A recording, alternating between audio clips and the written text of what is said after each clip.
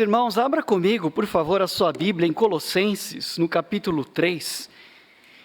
Colossenses capítulo 3, apenas o primeiro versículo. Colossenses 3, versículo 1, tema da nossa meditação dessa noite, a busca que importa. Colossenses 3, 1, diz assim o texto da Sagrada Escritura: portanto, se já ressuscitastes com Cristo, buscai as coisas que são de cima, onde Cristo está assentado à destra de Deus. Amém.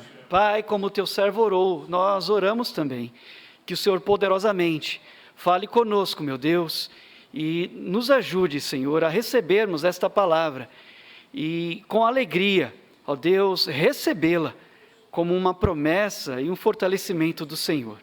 Nós oramos e agradecemos em nome de Jesus, meu Deus. Amém. Assente-se, por favor. Exportação e importação são termos, são expressões usadas no comércio e muito mais usado no comércio exterior. Quando, por exemplo, uma nação exporta serviços ou bem para uma outra nação e recebe por esses bens e serviços. Então, é um tipo de exportação, algo que sai de um país para o outro. E importação é quando um país ou uma nação recebe bens ou serviços, ou melhor, paga por bens ou serviços de outra nação. E tanto um como o outro são necessários para uma nação, porque quando se exporta ou quando se vende bens e serviços, então recebe-se dinheiro por isso, ou recursos por isso. E também a importação é necessário porque existem recursos que não temos no nosso país, ou matérias-primas, e por isso precisamos da importação. Então, há exportação e importação, e ambos são necessários. É claro que melhor é exportar, porque entra mais recursos financeiros do que sai. Mas, pensando na questão da importação, é preciso haver critério, ou pelo menos filtro, para que não se importe aquilo que não é de fato necessário, para que não haja desperdício de recursos. E trazendo para a aplicação da vida, quando nós falamos assim, olha, é hora de buscar aquilo que é importante, é hora de pensar naquilo que é importante, é momento de ouvirmos isso, porque isso é importante. É como se disséssemos, vamos ouvir isso que estão dizendo, porque precisamos trazer para dentro. Precisamos importar isso que estão falando, porque é necessário. Vamos buscar algo que precisamos importar para o nosso coração ou para a nossa vida. E de forma mais específica, trazendo para a vida daquele que crê em Jesus, o que realmente importa, o que realmente precisamos trazer para a vida, ou para o coração, é aquilo que também é importante para o céu. É aquilo que tem valor espiritual, amém? Pelo menos é o que nós entendemos do texto. Portanto, se já ressuscitastes com Cristo, buscai as coisas que são de cima, ou seja, aquilo que é espiritual. Então está claro para nós que o que de fato é importante é aquilo que tem valor para Deus.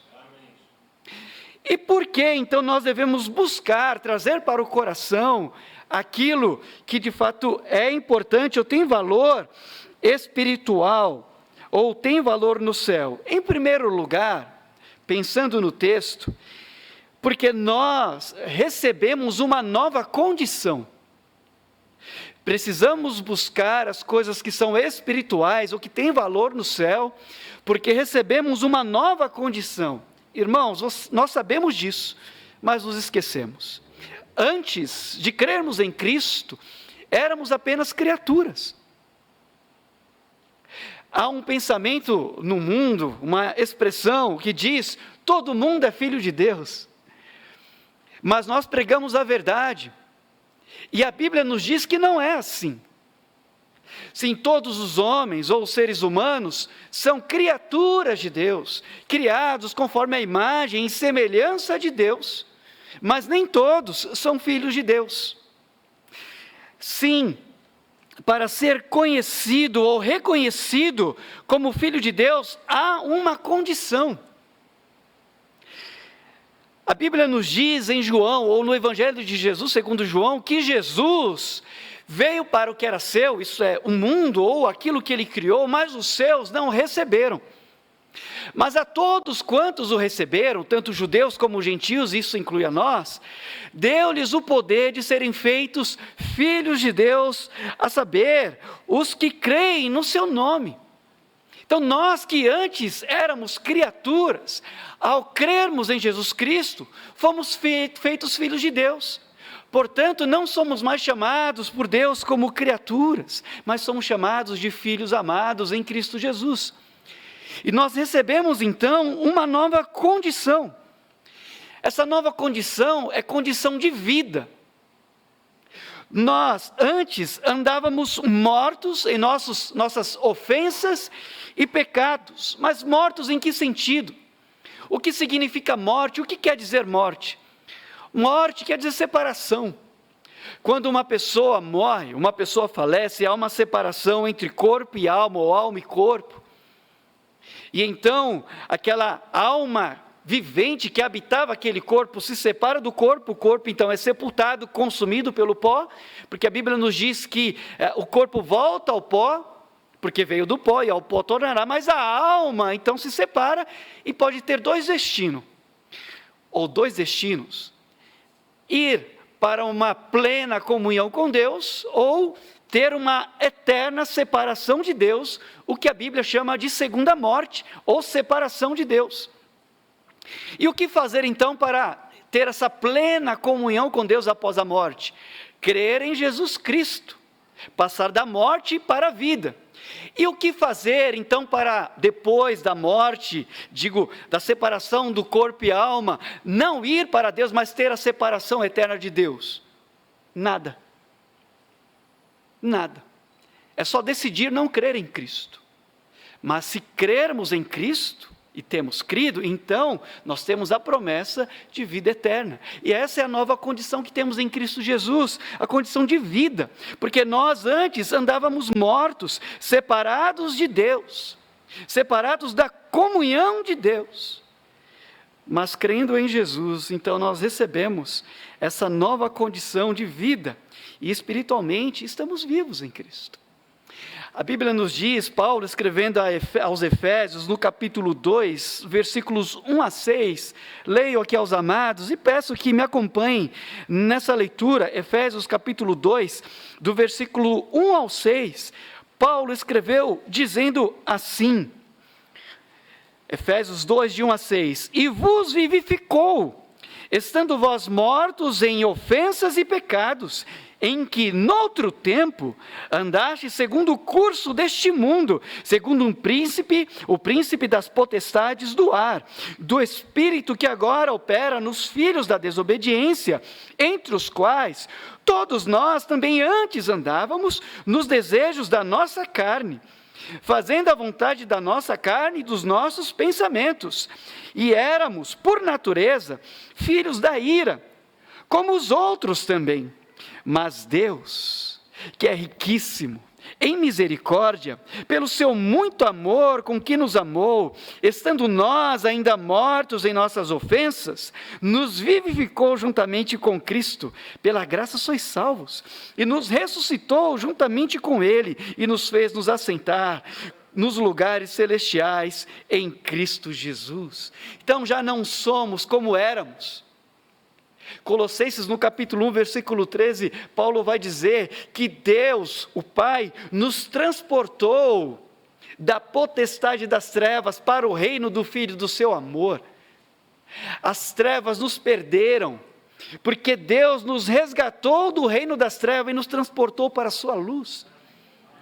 Agora nós temos uma nova condição, nós somos outras pessoas, outras criaturas. E por isso devemos buscar aquilo que realmente tem sentido no céu. Porque nós já não pertencemos mais ao mundo. E quanto a este resgate, quando somos resgatados, a Bíblia nos diz que há festa no céu.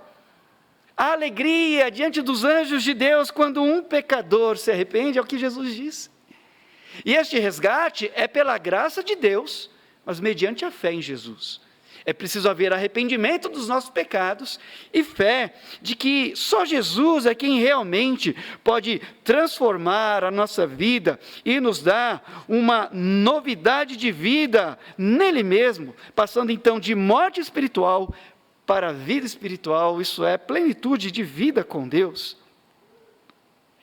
Mas em segundo lugar, nós devemos buscar as coisas espirituais, porque além de uma nova condição, nós recebemos uma nova direção.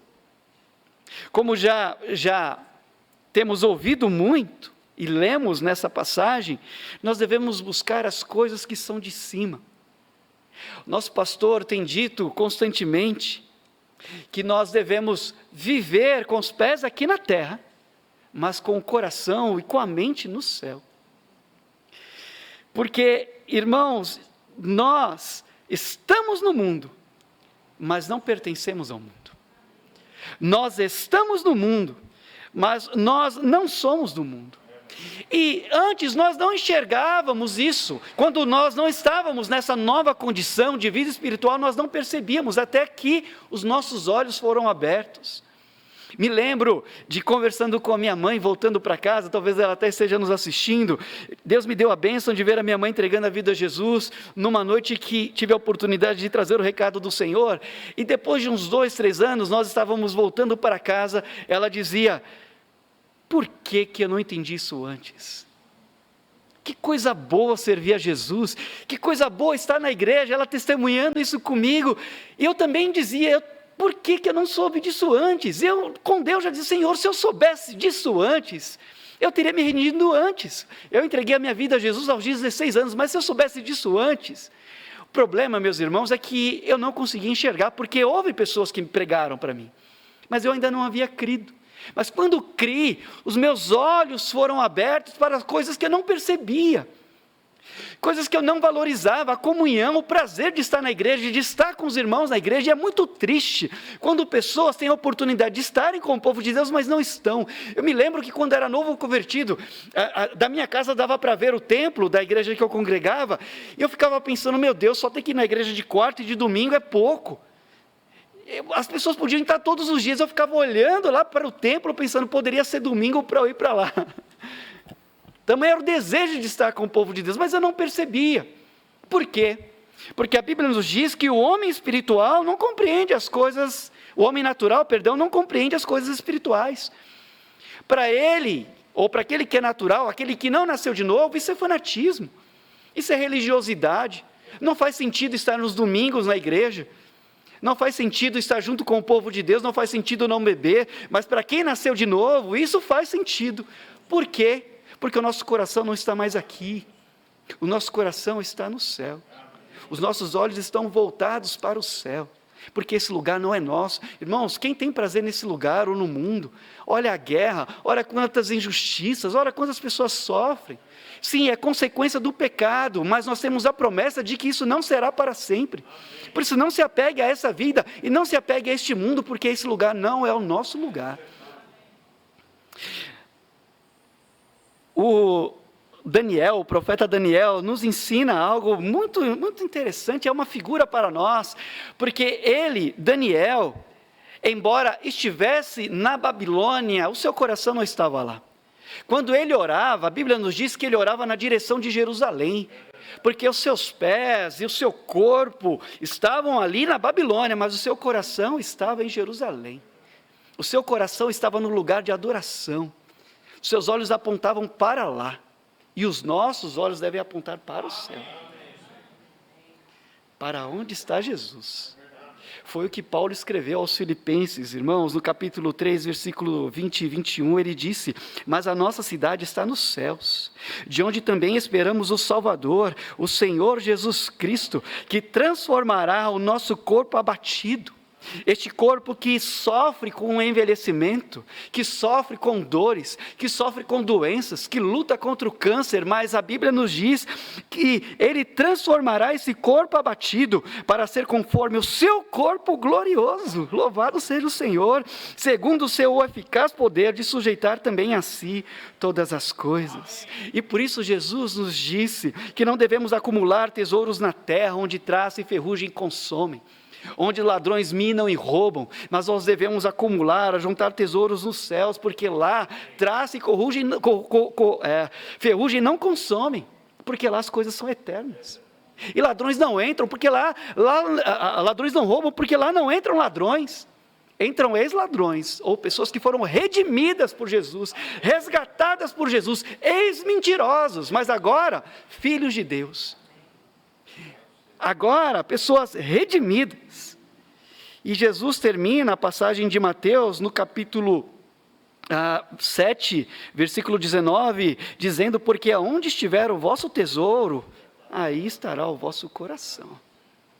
Nosso coração aponta para onde está o nosso tesouro. Nossos olhos olham para aquilo ou para quem nós desejamos. Mas por que nós devemos olhar para o céu, ou buscar aquilo que é do céu, aquilo que é espiritual? Porque se nós temos uma nova condição, porque nós temos uma nova direção, mas também nós temos uma nova motivação, e a nossa motivação é Jesus. É Jesus.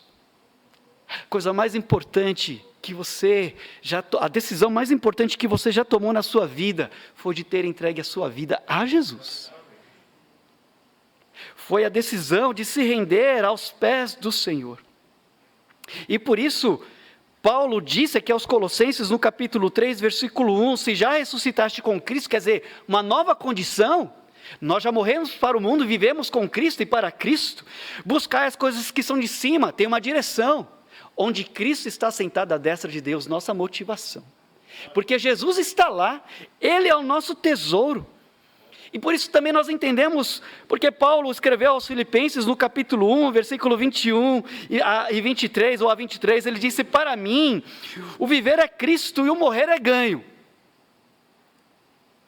Mas se eu viver na carne, me der fruto da minha obra, não sei então o que devo escolher. Mas de ambos os lados estou em aperto, tendo o desejo de partir e estar com Cristo, porque isto é ainda muito melhor. Estar com Cristo é muito melhor, dizia Paulo, porque Cristo era o seu tesouro, era a sua herança. Eu acho tão linda a expressão do Senhor, ou aquilo que o Senhor disse para Arão em Números no capítulo 18, versículo 20, quando ele falou a Arão: na sua terra herança nenhuma terás, e no meio deles nenhuma parte terás. Deus disse a Arão: eu sou a tua parte e a tua herança no meio dos filhos de Israel. Irmãos, mais importante do que qualquer outra coisa que nós possamos ser, é sermos filhos de Deus. Não importa se você será um presidente, um senador, onde quer que você chegue na vida, o mais importante é ser um filho de Deus, e o maior tesouro que um filho de Deus tem é o próprio Senhor Jesus. Ele é a nossa herança, e o nosso presente é maior do que o céu. O céu é um presente para nós, mas nós não fomos salvos para o céu faz parte, é uma parte do presente. Por isso que Pedro vai dizer primeiro capítulo, na primeira carta, que nós temos uma herança que é incorruptível, que é incontaminável, que não murcha, e que está guardada para nós no céu. E ele continua dizendo que quando Jesus se manifestar, a nossa fé, que hoje é provada, que hoje é testada, que é purificada pelo fogo, será então compreendida, será então entendido o valor que essa fé tem na revelação da glória de Jesus Cristo. Porque ele diz assim também: ao qual, falando de Jesus, não o havendo visto, e sim, nós ainda não o vimos, mas o amais, no qual, não o vendo agora, mas crendo, vos alegrais, com um gozo inefável e glorioso. Sim, nós não vemos a Jesus ainda, mas a promessa que temos é que o veremos. É que realmente contemplaremos ao Senhor. E a nossa herança, que está guardada nos céus, na verdade não é o céu, é maior do que o céu. A vida eterna não é viver para sempre, a vida eterna é conhecer a Deus, que enviou a Jesus Cristo, e a Jesus Cristo a quem Deus o Pai nos enviou. E estou encerrando. Há pessoas que quando passarmos aos portais eternos, quero encontrar ou reencontrar, pessoas que conhecemos e que partiram, estão na eternidade. Há heróis do passado que quero ver, quero conhecer Abraão, Jacó, Paulo, Pedro, Timóteo. Mas acima de tudo, eu quero ver Jesus. Amém. E alguns dizem que vão se prostrar, vão abraçar os pés de Jesus, vão abraçar Jesus. Eu não sei o que vou fazer, mas eu quero ver Jesus. Amém. E essa é uma promessa da palavra de Deus, que nos diz assim, 1 de João capítulo 3, versículo 2, eu termino lendo esta passagem: amados, agora somos filhos de Deus, nossa condição, agora somos filhos de Deus, e ainda não é manifestado o que havemos de ser, mas sabemos que quando Ele se manifestar, seremos semelhantes a Ele, porque assim como é, o veremos. Que Deus nos abençoe, e que essa palavra nos enche o coração. Amém.